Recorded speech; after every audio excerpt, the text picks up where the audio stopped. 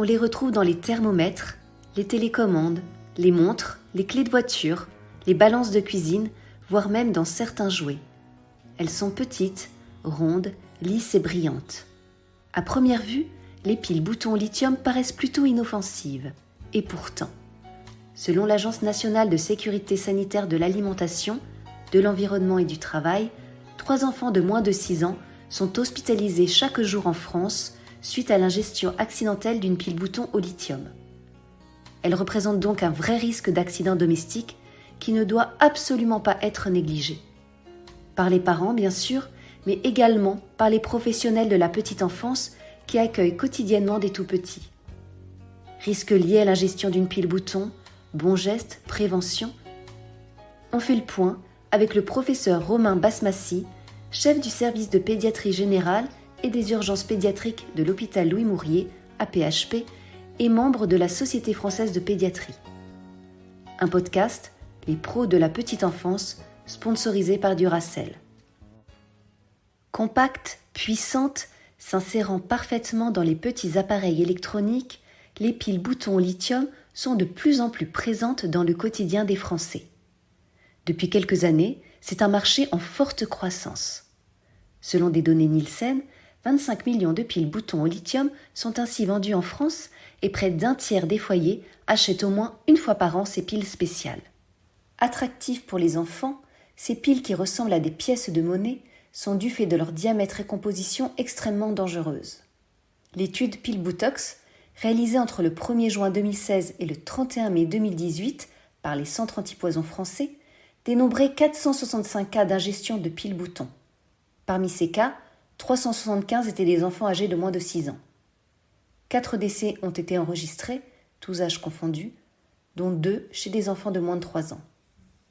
Toujours, selon les centres antipoison, le nombre d'accidents d'ingestion de piles-boutons a été multiplié par 4 entre 2002 et 2022 en France. Les chiffres sont là.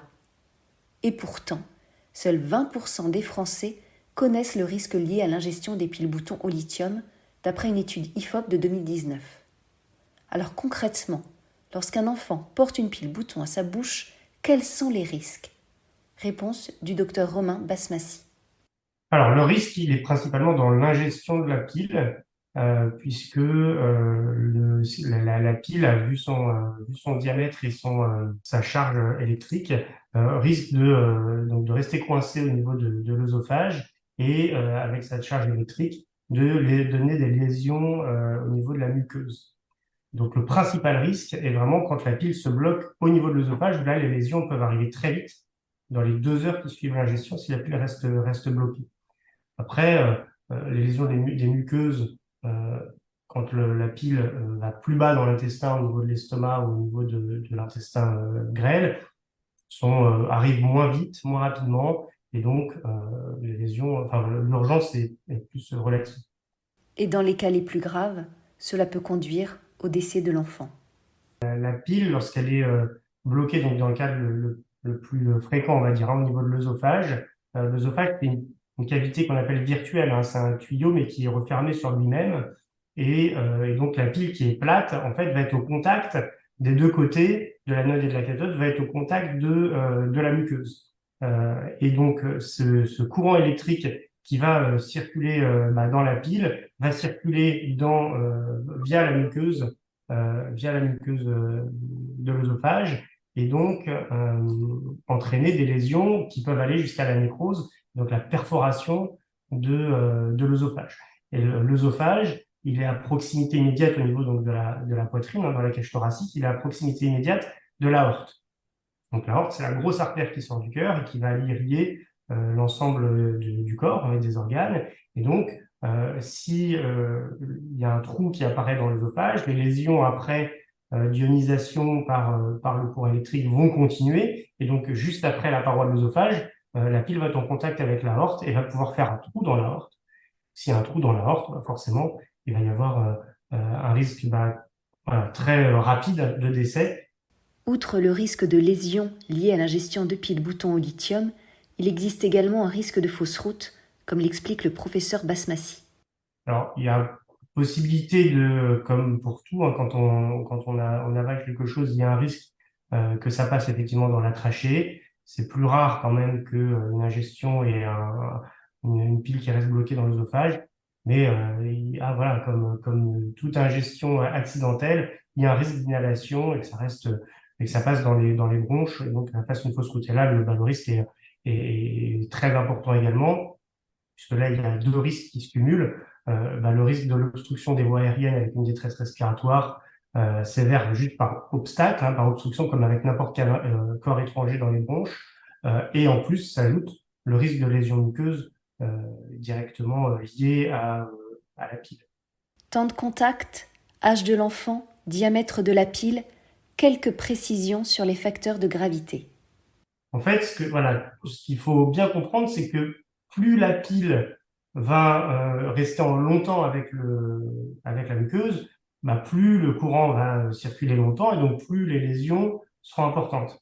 Et donc tout ce qui va favoriser la stagnation de la pile à un endroit en contact avec la muqueuse, plus le risque est grand. Et donc forcément, plus l'enfant est petit, plus son œsophage est étroit, et donc la pile a plus de risque de rester coincée. Plus la pile est de grand diamètre, on considère un grand diamètre à plus de 15 mm, ce qui est quand même assez fréquent dans les piles plates des appareils électroménagers ou des télécommandes, des choses comme ça, plus la pile aura du mal à descendre cet œsophage et à passer dans l'estomac. Et donc forcément, plus elle reste longtemps, plus les lésions vont être importantes. Ça va très très vite. Dès 2 heures, on considère que les lésions commencent au niveau de l'œsophage. Comme nous venons de le voir, l'ingestion d'une pile bouton au lithium peut avoir des conséquences gravissimes. Avant de poursuivre sur la conduite à tenir, les bons gestes, nous avons voulu connaître les symptômes qui peuvent alerter dans l'hypothèse où l'ingestion se ferait à l'insu des adultes. Alors, déjà, la première chose, c'est que une ingestion de pile bouton peut passer inaperçue cliniquement. Et donc, à partir du moment où vous avez la suspicion qu'un enfant a avalé une pile, il faut consulter immédiatement en urgence. D'accord? Parce que ça peut être non symptomatique initialement. Et puis, les lésions peuvent arriver vite et les symptômes peuvent arriver vite dans les quelques heures. Et là, on peut avoir pris pas mal de retard. Donc, déjà, il faut pas faussement se rassurer par l'absence de symptômes. Ensuite, il y a bien sûr des symptômes qui peuvent survenir, qui doivent nous alerter. Par exemple, la douleur thoracique, une douleur dans la poitrine, puisque le corps étranger va rester coincé, et donc on peut avoir altéré déjà la muqueuse en passant, et donc une douleur thoracique peut être un signe d'appel. La douleur abdominale aussi peut être un signe d'appel. Il y a un autre signe qui peut être assez évocateur de corps étranger qui est bloqué assez haut, c'est l'hypersalivation. Donc l'enfant qui va saliver, parce qu'il va avoir du mal à avaler sa salive, puisque comme il y a quelque chose qui bloque en dessous, il va hypersaliver et il va pas réussir à bien avaler.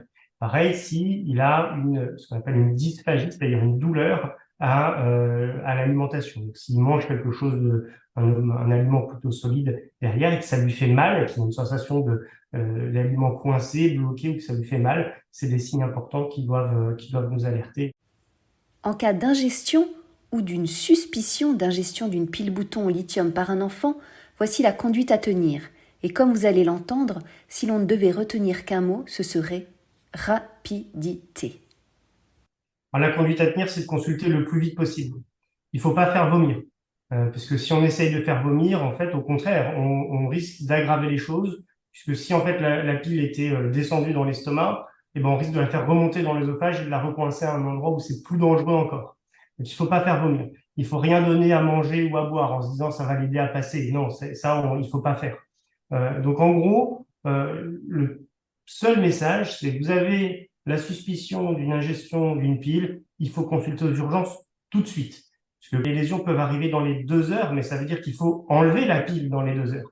Donc il faut aller aux urgences tout de suite, voire après le 15, pour avoir un transport rapide médicalisé si besoin, pour une évaluation rapide, et qu'on puisse faire rapidement l'imagerie pour voir où est localisée la pile. Si elle est bloquée dans l'œsophage, entre le moment où il l'a ingérée, qu'elle est bloquée dans l'œsophage, et le moment où on l'enlève, il doit se passer maximum 2 heures pour diminuer au maximum ce risque. Et ça, ça peut aller très très vite. 2 heures, ça passe très vite pour après prendre contact avec un centre d'endoscopie digestive d'urgence pour retirer cette pile.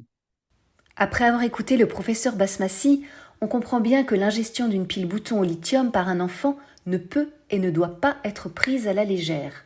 Aussi, il convient de tout mettre en œuvre pour éviter ce type d'accident.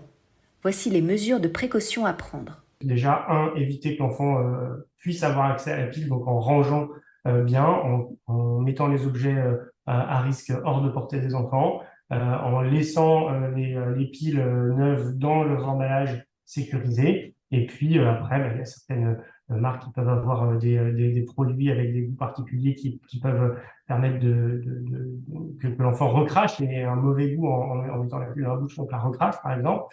Voilà, toutes ces choses-là, tout est bon à prendre pour que l'enfant n'ait pas accès à la pile, et s'il y a accès, le moins possible, le plus sécurisé dans la boîte, et puis qu'il puisse la recracher le plus rapidement possible. Pour résumer, car on ne répétera jamais assez les mesures de précaution. Mettre hors de portée des enfants les piles neuves ou usagées. Préférer les appareils électroniques dont le compartiment à pile est sécurisé avec une vis.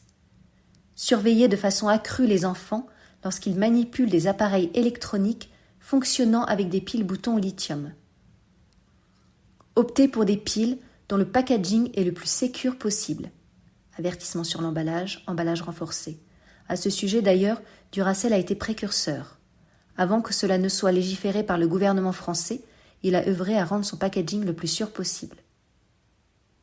Mais aussi, faire un choix de piles qui limite le risque d'ingestion lorsqu'elles sont en cours d'utilisation dans un appareil, notamment les piles Duracell avec du Bitrex.